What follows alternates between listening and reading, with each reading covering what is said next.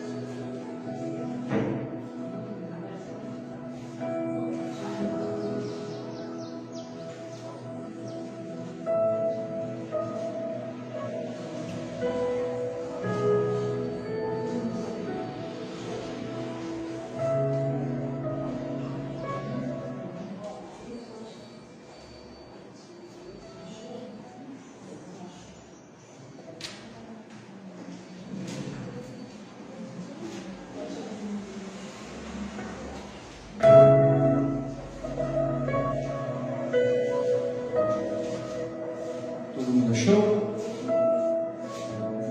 Vai lá em Mateus, volta devagarzinho, devagar, como dizia meu pai, bom mineiro, devagar também é pressa. Amém, igreja? Se quiser ajuda, levanta a mão. Ajuda, Neuzinho.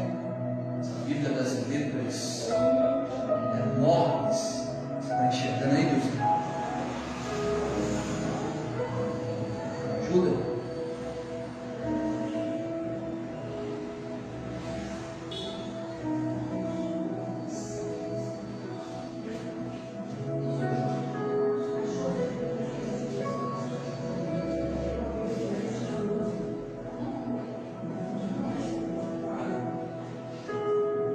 Mais alguém?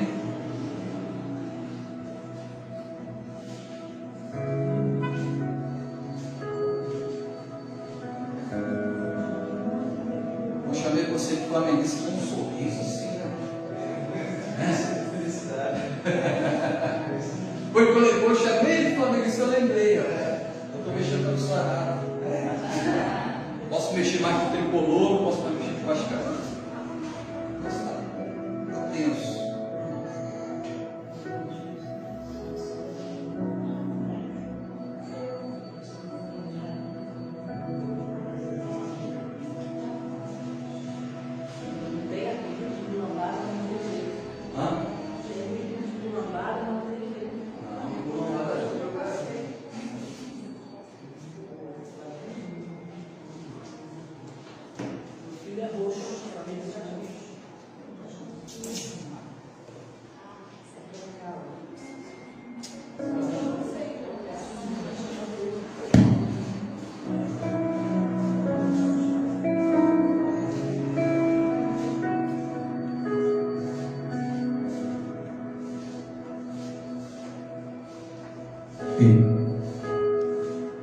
Pastor chega assim, mais tenso.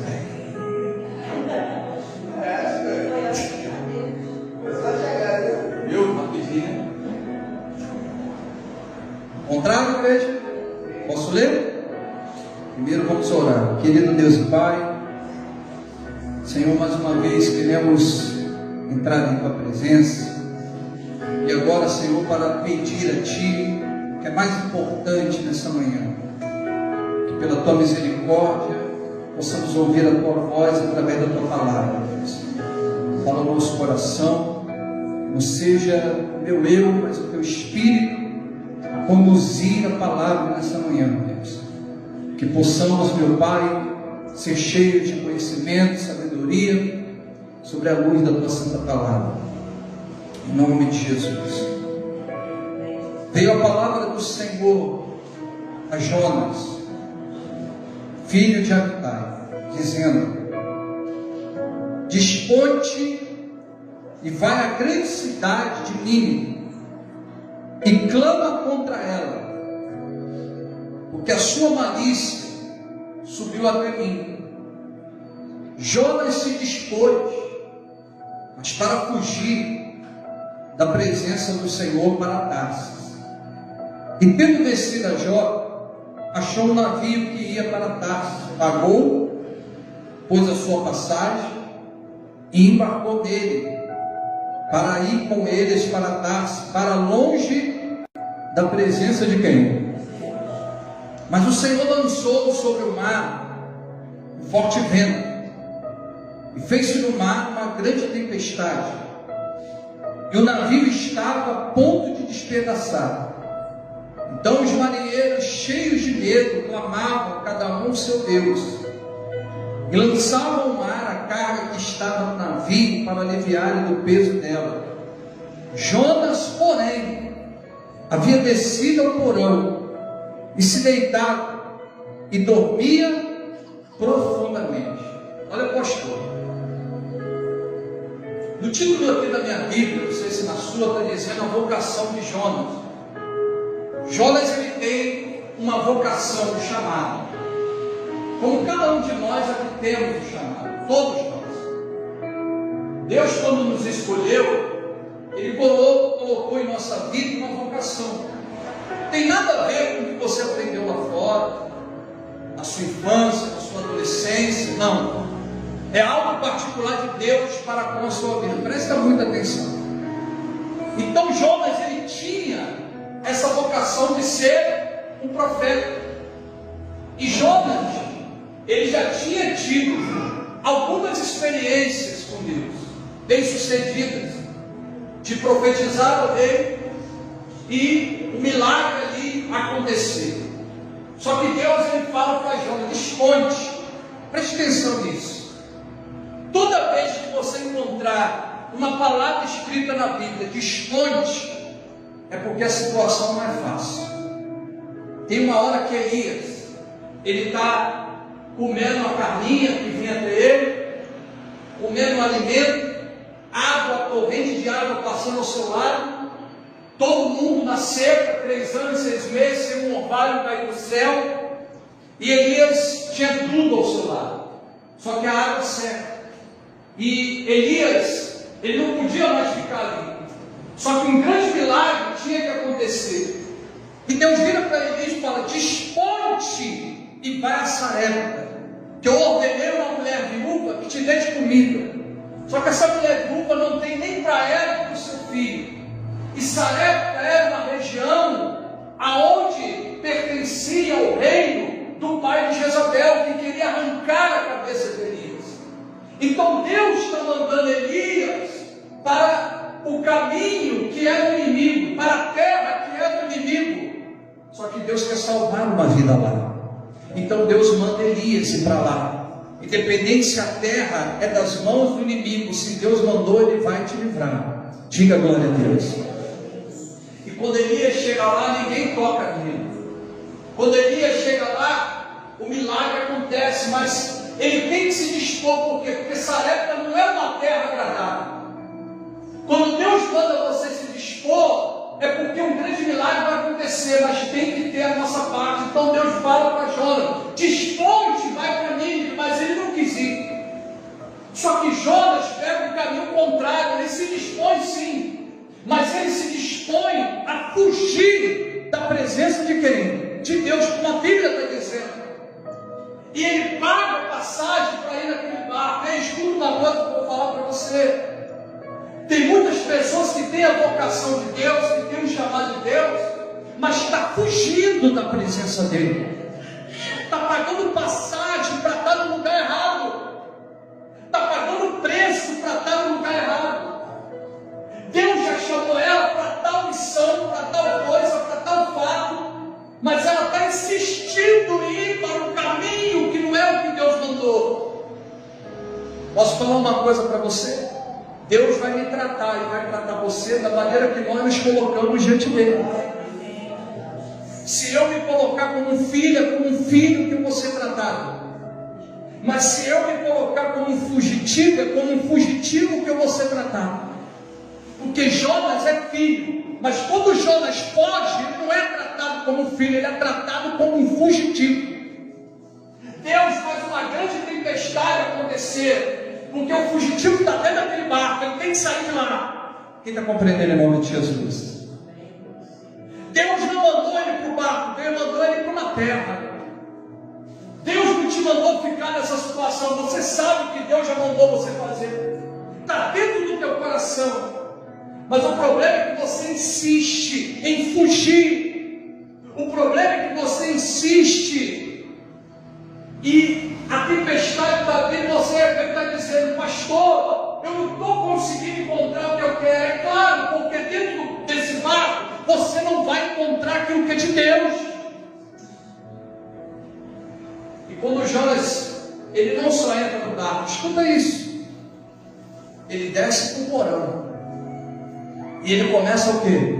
A dormir, porque o fugitivo ainda consegue dormir em meio a uma tempestade. Ele se acomoda no meio da tempestade. Tem famílias de crente que está no meio da tempestade, mas o crente, ao invés de despertar, ele está dormindo lá no porão. A situação está se agravando na saúde, mas ele está dormindo lá no porão. A situação está se agravando dentro da casa dele, mas ele está dormindo lá no porão.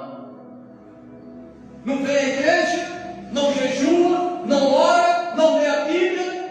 Senhor, o Senhor não falou comigo, mas quantas vezes se procurou ouvir a voz de Deus? Ou nós somos como aquelas pessoas que você vai conversar com ela e você pronuncia 2 palavras, ela fala o livro inteiro. Só ela quer falar. Tem crente que é assim: Deus quer falar, mas ele só fala. Ele não dá a parte de Deus. Tudo tem que ter uma parte. Tudo é calculado. Nós adoramos, nós apresentamos os nossos problemas a Deus, sim ou não? Através da carne. Você expôs para Deus a tua afronta. Agora é a hora de Deus falar ao nosso coração como nós temos que agir. Diga glória a Deus. Só que muitas das vezes nós, pastores, obreiros, membros, seja lá quem for, às vezes nós fugimos. Toda vez que você tentar fugir, Deus vai fazer algo acontecer. É forte até o que eu falei, mas nós temos que nos colocar na posição de filho. Escuta uma coisa: Deus não chamou José para ser presidiário, Deus chamou José para ser governador. Você não foi chamado para estar no meio só da tempestade, você foi chamado também para possuir a bonança.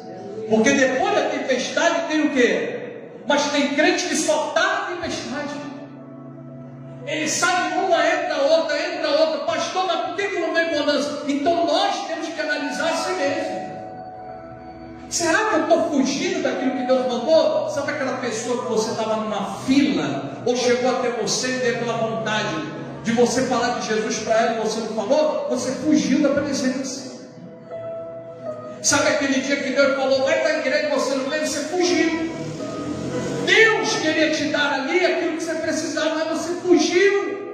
E Ele está falando: filho, não foge não, chega para perto de mim. Amém, igreja? Porque perto dele a morada, perto dele a renovo, perto dele a transformação. Se eu estou perto dele, eu vejo a grandeza dele. Escuta uma coisa, é aquele exemplo que eu dei do avião. Você vê o avião longe, parece que ele é o quê? Pequeno. Está pertinho dele, meu Deus, que coisa imensa. Porque você está perto. Quanto mais perto de Deus, maior é a grandeza dele na tua vida. Mas pastor, como é que eu posso fazer para me aproximar de Deus? E aí você pode se perguntar isso, não é vergonha? Você quer se aproximar de Deus? Não recuse quando você ouvir Ele te falar algo. Não se recuse a cumprir o que Ele está mandando você cumprir, por mais difícil que seja. Quando Abraão sai de casa para sacrificar o filho, que é coisa pior do que isso. Quando Isaac está numa terra que está em seca, Isaac pensa: pera lá, vou pegar minha família, vou para o Egito, porque lá não tem como sustentar minha família. Isso aqui não está errado no pensamento de pai. Eu quero ir para um lugar que eu possa sustentar minha casa, mas ele fala: não, você vai ficar ali, não foge não. Diga glória a Deus. E quando Elimelec está em Belém, e houve fome também em Belém, e ele sai de lá com a sua família, ele morre, os filhos morrem. Deus mandou ele ir. Ele Deus. E aí está o problema de muitos de nós, e eu me coloco também no meio, porque quantos pastores e quantas vezes eu posso ter fugido, e Deus fala: meu filho, você só está passando por isso aí porque você fugiu. Você só está passando por isso aí porque você está como fugitivo. Você não é fugitivo, você é filho. Amém, igreja? Você sabe aquele tem filho pequeno, já teve? E aí a gente vê o filho: eu sou um super-homem, eu quero voar. Aí o pai vem e se joga. O pai agarra, claro, né? Diga glória a Deus. Ah, eu quero apostar corrida. Na cabeça da criança tem um monte de gente apostando corrida com ela, mas do lado dela só está o pai. E o pai vive aquela fantasia do filho naquele momento. E para o filho tem um monte de gente ali correndo. O que eu quero dizer para você: Deus vai te tratar da maneira que você está se colocando diante dele. E é como filho, que você é filho. Amém, igreja? Não foge daquilo que Deus mandou você fazer. Tem uma vocação dentro de você que tem que ser cumprida, e não adianta você fugir. Eu lembro até o dia de hoje, eu dentro do ônibus da empresa: não, você vai fazer a hora. Eu não vou fazer nada. Vou ficar viajando de um lado do outro, de um lado do outro, de um lado do outro. Não, deixa quietinho aqui. Tenho meu salário muito bom, moro perto de casa, viajo nas férias, olha que maravilha. E Deus não. Enquanto eu não fiz, eu não consegui sossego, eu não consegui paz. E quando eu pensei, depois de muito tempo, não, agora ficar como membro, trabalhar de novo lá, tudo tranquilo, voltar para minha casa. Não, Deus não. Você vai abrir igreja. E aí? Poderia dar errado? Poderia. Mas se Deus está no negócio, como vai dar errado? Vocês estão entendendo o que eu estou falando? Porque quando você cumpre até aquilo que poderia dar errado, passa a dar o quê? E quantos vão falar: vai dar errado? Quantos vão dizer: Jonas é maluco, vai lá para Nínive, aquele povo lá não quer saber de Deus, não. Porque Jonas, ele olhando para Nínive, ele falou: o que eu vou fazer lá? Tem lugar mais agradável para mim. É como lá, mano, são os rios de Papã e Damasco melhores do que esse aí que Deus está mandando eu mergulhar. Mas não é para eu mergulhar onde eu quero, é para mergulhar onde Deus está mandando eu mergulhar. É para ir aonde Deus está mandando eu ir. Se eu soubesse que era melhor para a minha vida, eu não estaria aqui nesse momento. E nem você estaria, porque você saberia conduzir. Mas nós precisamos de Deus, porque sem Ele nós não somos absolutamente nada. E eu te provo isso. Quando Deus cria os céus, e depois Deus cria o quê? A terra. Deus vira para a terra e fala para ela produzir. Deus manda a terra produzir, porque o que é para a terra fazer, Deus não vai fazer. O que é para você fazer, Deus não vai fazer. Deus cria os mares, e Deus manda que o mar forme tudo lá dentro. Deus dá ordem, mas Deus forma o homem, mas antes de formar, Ele cria. Diga glória a Deus. O homem foi criado por quem? Não foi criado pela terra, não foi criado pelo mar. O homem foi criado por quem? Por Deus. Então, quando você arranca uma planta da terra, o que acontece com ela? Ela morre. Se você arranca um peixe do mar, o que acontece com ele? Ele morre. Se tira a presença do homem, o homem morre espiritualmente. E por isso que Jesus vai dizer: sem mim nada podeis fazer, porque sem Ele nós não somos nada. Deixa Deus te guiar. Ele sabe como te guiar, Ele sabe como fazer. Tem pessoas lá fora calculando, fazendo planos, para que tudo que os nossos projetos dê errado. Como que eu vou vencer pessoas que são mais poderosas do que eu? Como eu vou vencer o mal que eu não vejo? E ele, entre ele e eu, homem, ele é mais forte do que eu. Eu preciso de Deus para vencer o mal que se levanta contra a minha vida. Eu preciso de Deus para vencer o mal que se levanta na minha casa. Eu preciso de Deus para vencer o mal que se levanta diariamente para me destruir. Quantos livramentos você já teve? E quantos livramentos você já teve sem você saber? São milhares. Porque o amor dele de pai, e você como filho, ele está enviando anjos para ficar ao teu redor. entendendo, igreja? Quando Deus falar ao teu coração, não é coisa da tua cabeça. Escuta o que eu estou falando. Sabe aquele negócio assim, eu senti no coração? Não, você não sentiu nada no coração. Jesus está falando dentro do teu coração. É porque muitos de nós aqui fomos criados de um jeito para não acreditar nisso. Para não acreditar, isso é coisa da minha cabeça, não é nada coisa da tua cabeça. Deus está falando contigo, você é filho. Ele é pai, ele não está distante de você, ele está do teu lado. Sabe aqueles pensamentos que vêm? Nossa, estou falando de pensamento bom. Deus está falando dentro de você. Cada um de nós, Deus fala com cada um de nós. Quando você está trabalhando, vem um pensamento. Pera lá, eu preciso de uma ideia para fazer isso. Daqui a pouco o pensamento vem, porque Deus está falando em você. Sabe aquele pensamento que vem? Nossa, o pastor, meu filho está dando trabalho, e daqui a pouco vem aquele pensamento. Começa a orar a tal hora, Deus está falando dentro de você, não é coisa da tua cabeça não. Quem está compreendendo, pastor, igreja? Então se dispõe. Se dispõe. É para Nínive que você tem que ir, então vá. Mas tem crente que está igual Jonas, está deitado no porão, a tempestade está acontecendo, ele está dormindo, está acomodado. Ontem eu falava com a minha esposa, vendo o pastor que eu gosto muito, Raik Carmelo, e eu gosto muito de ver os pastores pregando. Até quando eu estava aqui na igreja, eu esquentava nem o que falava, porque o que nós precisamos é ter conhecimento, amém, igreja? E eu vendo o pastor pregando, eu falei assim, nossa, como é simples que as pessoas entendam que o mais importante da nossa vida é a palavra de quem? De Deus. Não é um amuleto, não é um papel, não é uma camisa. Não. O que mais importante que nós precisamos é da palavra. Se o povo entender que o mais importante é a palavra, a nossa vida vai ser muito abençoada, igreja. Porque tudo que você precisa está na palavra. Não tem um dia, eu sempre disse isso. Acorda triste. Sabe aquele dia que você acorda triste? Abre a Bíblia, você vai ficar alegre. Porque Ele é Pai. E como um pai, quando vê um filho triste, ele vai pronunciar palavras ao teu coração para erguer você. Quem está compreendendo, pastor, em nome de Jesus? A Bíblia vai dizer aqui: chegou-se ele, o mestre do navio, versículo 6. Ele disse: o que se passa quando ficar espantado, agarrado no sono? Levanta-te e invoca teu Deus, talvez assim se Deus se lembre de nós, para que não pereçamos.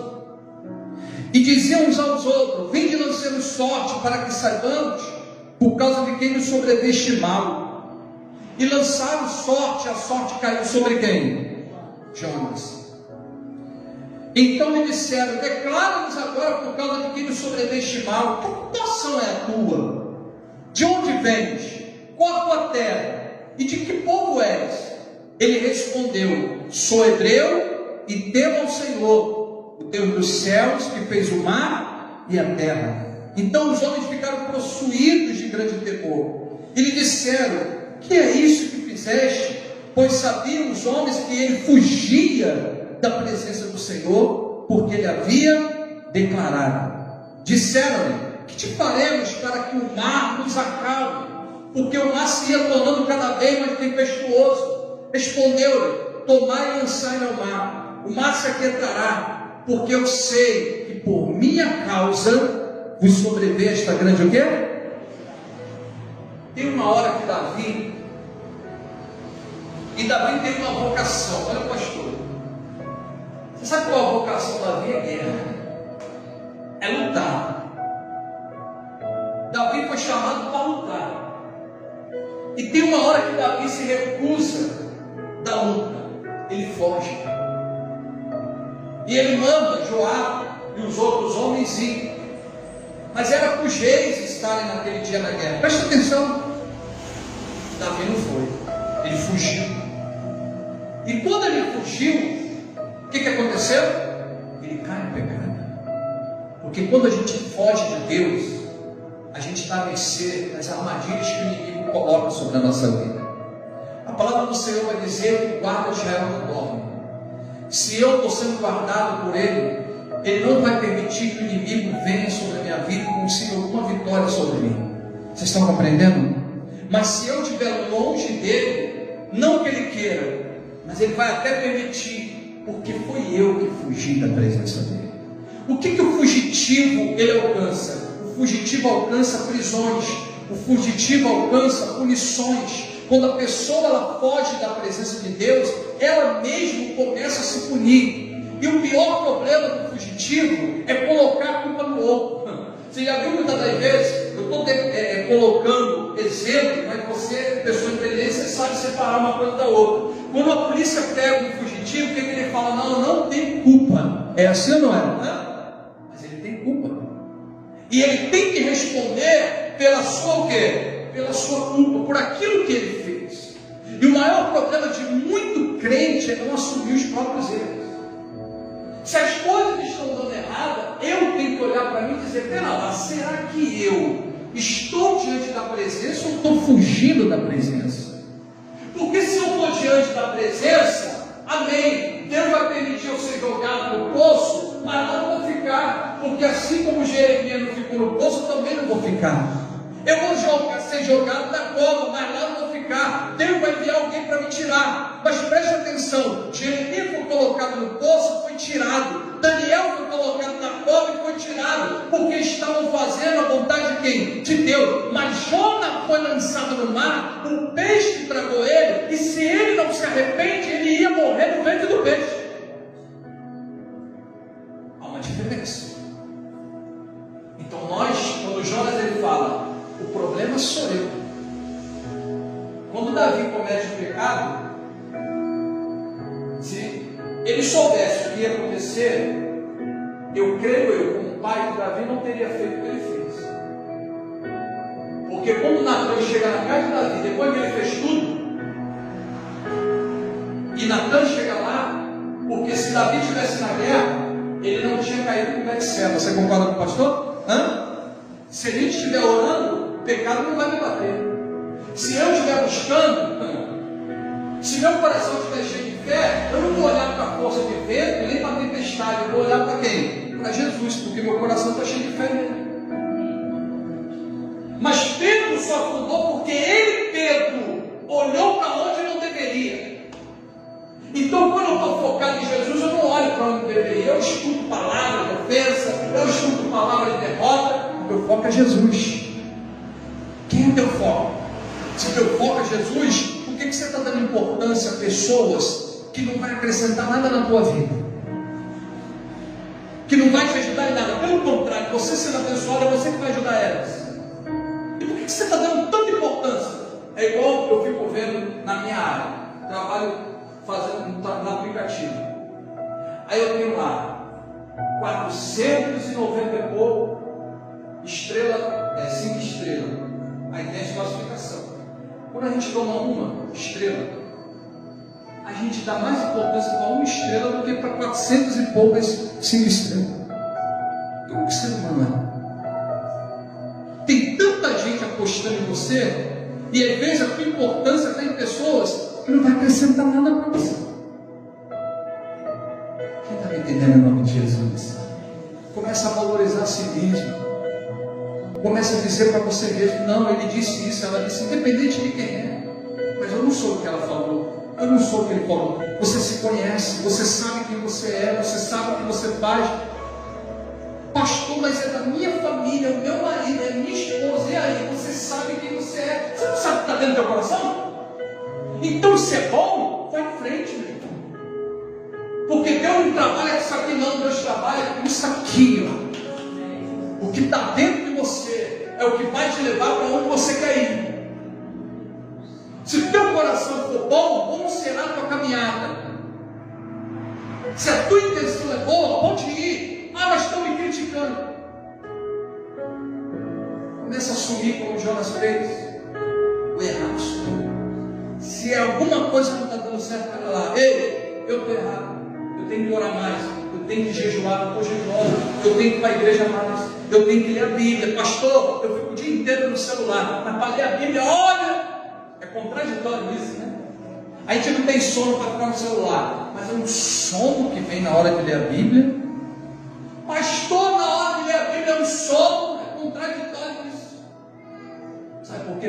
está querendo, sedento falar ao teu coração.